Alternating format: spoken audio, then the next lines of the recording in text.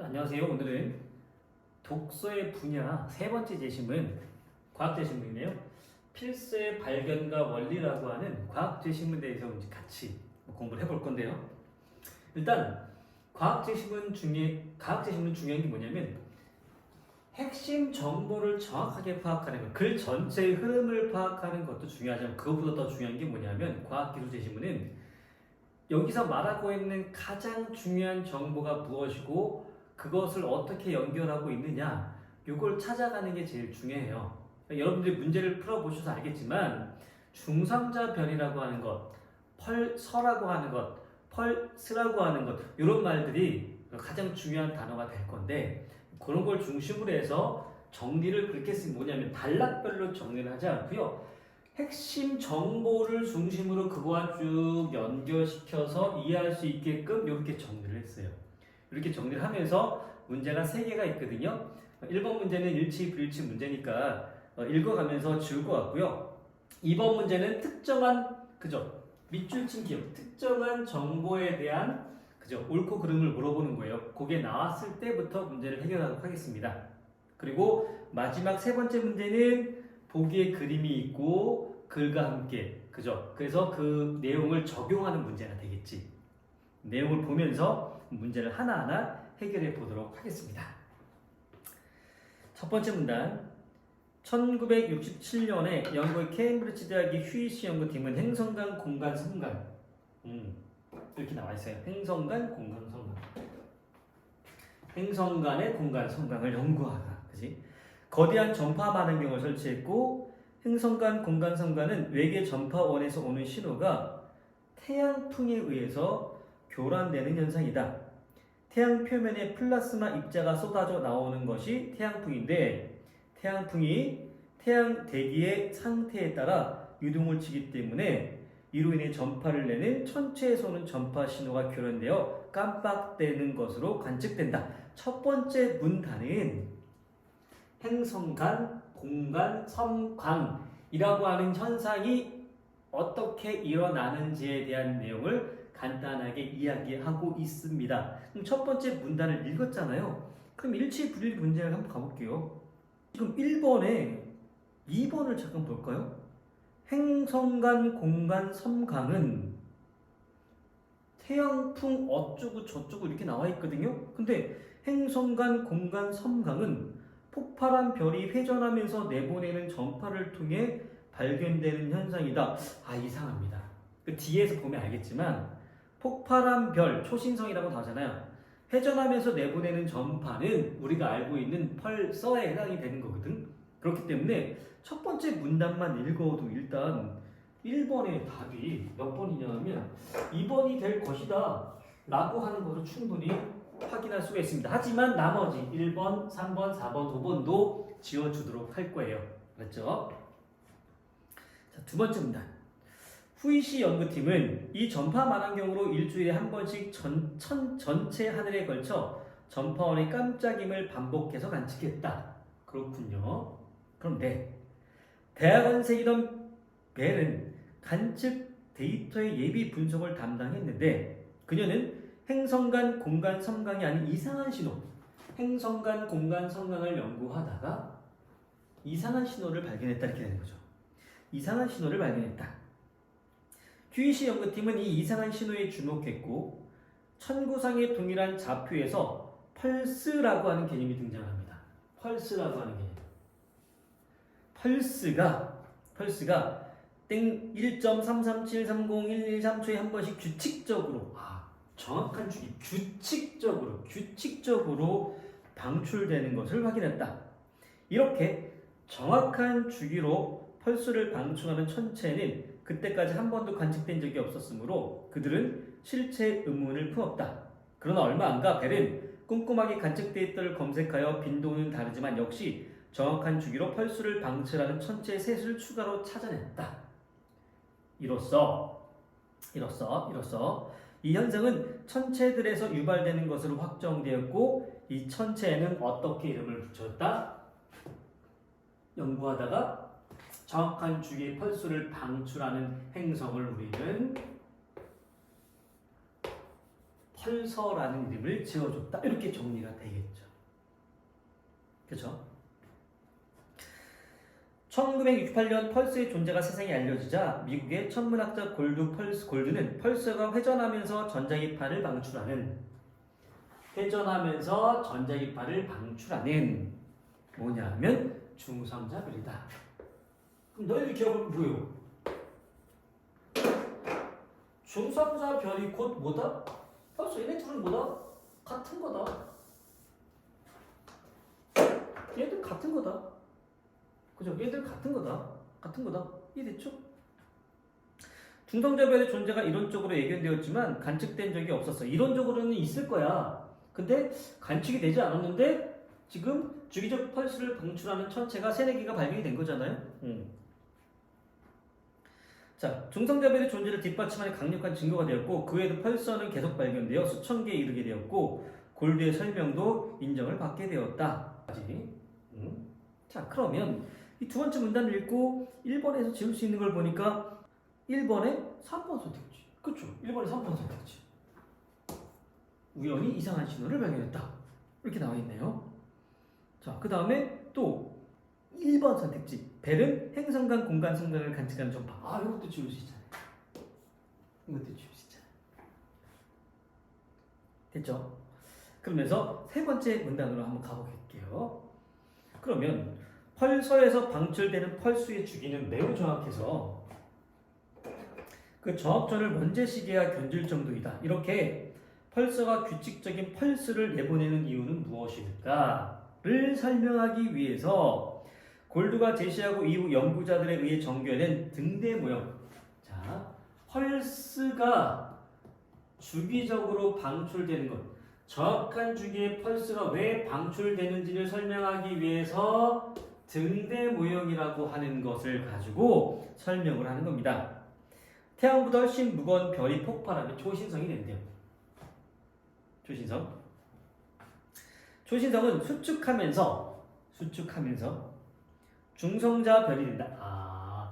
초신성은 수축하면서 중성자 별이 되는데 그 사이에 뭐가 있어야 되는 거냐면 수축 과정에서 중성자 별은 회전력을 얻는데, 그치? 수축하면서 돌면서 중성자 별이 되는 거야. 회전력을 얻으면서. 이렇게 이해가 되죠?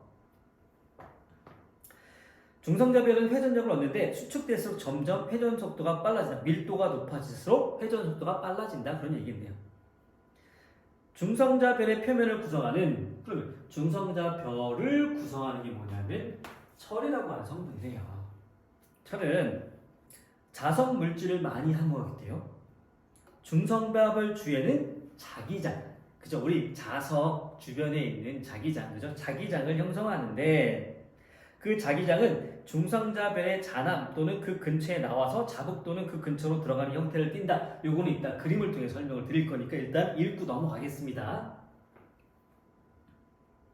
실제 관측에 의하면 중성자별에서 자기장은 최대 1억 테슬라에 달하고 중성자별 표면 근처에는 자기장이 대전 입자들의 운동에 강하게 영향을 미칠 수 있는 구역이 있는데 이를 자기권이라고 한다. 중성자별이 회전하면서 중성자별 주변에 강한 자기장이 중성자별 표면에 거대한 전기장을 일으킨다.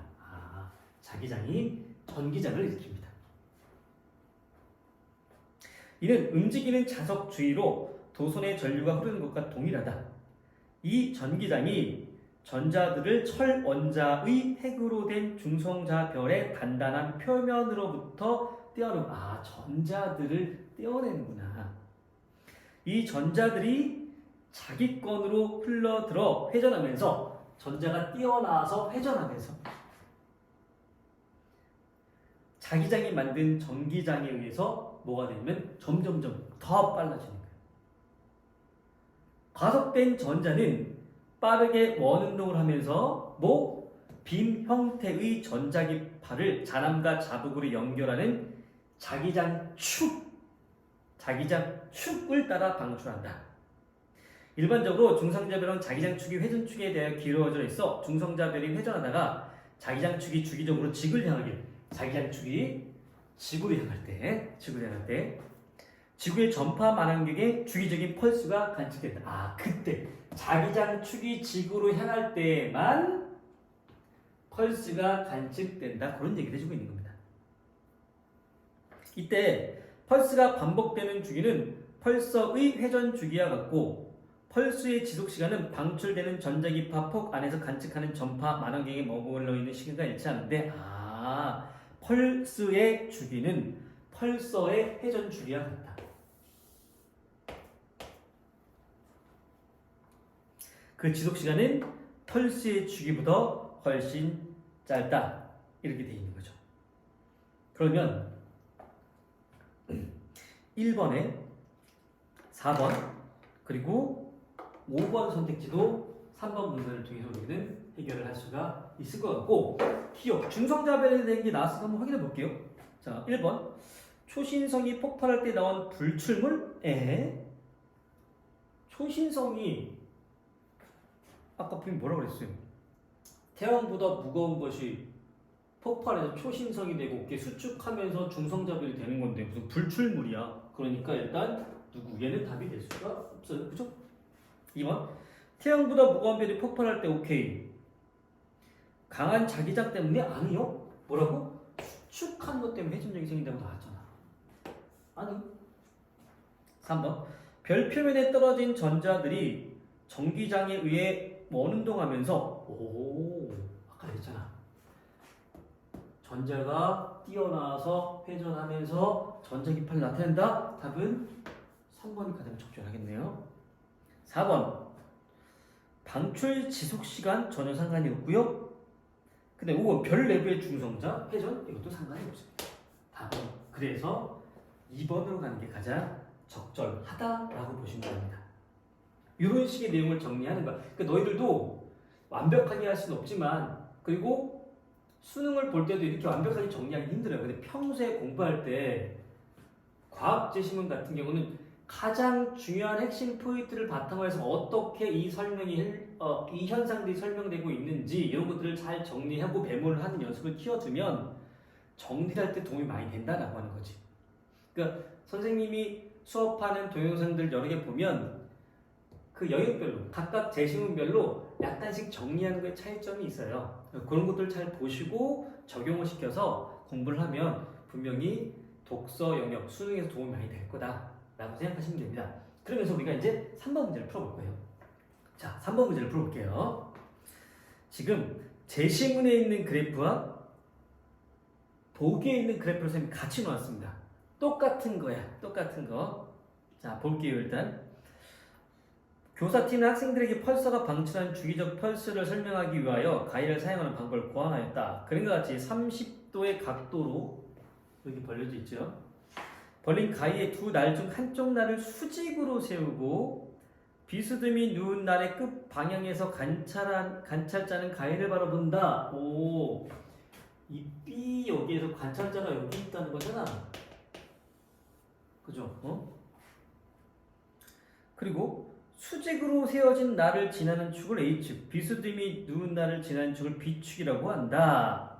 그럼 생각해봐요. 지금 보니까 A축을 기준으로 회전을 하고 있죠. 그럼 이걸 봐봐. 여기 쭉. 그럼 A축이 뭐가 되는 거야? 이게 회전축이 되는 거겠지. 그죠? 그리고 기울어진 거. 이거. 자남자복, 그지?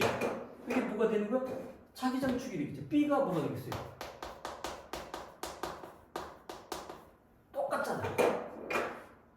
똑같잖아요. 그죠? 이렇게 되겠죠? 자, 이 가위를 몇 번? 10초에 1회로 했네요. 이렇게. B축은 얼마나 자주 관찰자의 눈을 가리킬지 생각해본다. 1번. 이 가위가 나타내는 중성자별의 자북과 자남은, 그쵸? 자북, 자남은 똑같이 이렇게 있겠지. B축에 있다. 맞습니다. 이게 자기장축이니까. 2번 이 가위가 나타내는 중성자별의 자기장축과 회전축 사이 각도는 분명히 보기에 30도라고 나와 있으니까 뭐 설명할 게 뭐가 있을까요? 맞죠? 3번 이 가위가 10초에 1회전하는 것은 가위가 나타낸 펄서의 펄스 주기가 0.1초임을 의미한다. 자, 여러분 여기서 이제 국어적 능력이 필요한 겁니다. 맨 마지막 단락에 분명히 뭐라 했냐면 펄스와 펄서. 그쵸? 본문 한번 보면서 얘기할까요? 맨 마지막 문단의 마지막 줄 봐요. 펄스가 반복되는 주기는 펄서의 회전 주기와 같고 이렇게 나와 있죠. 그러면 이 가이가 10초에 1회전하는 것은 가이가 나타낸 펄스의 주기가 0.1초가 아니고 그지? 10초에 1회전 똑같다라고 하는 거지. 똑같다라고 하는 거지. 그 답은 일단 3번이 된다라고 하는 겁니다. 이러면서 4번 A축 방향의 지구가 있다면 그죠? 만약에 관찰자 끝이고라고 이제 관찰자가 만약에 여기 있다면 우리는 관찰을 못 되겠지. 우리는 어디 있어야 돼요? 그지? 이쪽에 지구가 있어야 빔을 관찰할 수 있겠죠. 4번도 맞고요. 5번 이 가이가 나타낸 중성자별의 펄스가 방출되는 것을 관찰자의 눈의 위치에 설치된 전파 망원경은 관측하기 힘든. 당연하게 똑같은 얘기니까 답은 그래서 3번이 적절하지 않다. 이런 식으로 보시면 됩니다. 제시문에 왜 이 그림을 주고 보기에 이런 다른 그림을 줬느냐는 잘 생각해보세요. 항상 똑같아. 제시문에 준 그림과 보기에 나타낸 그림은 형태가 다를 뿐이지 원리는 같다. 그래서 보기에 나오는 그림과 제시문에 나오는 그림을 같이 비교하면 문제를 충분히 해결할 수 있다라고 생각하시면 됩니다. 자, 이렇게 해서 과학 제시문을 가지고 한번 같이 공부를 해봤어요. 수고하셨고요. 다음 시간에 또 다른 제시문으로 뵙도록 하겠습니다. 감사합니다.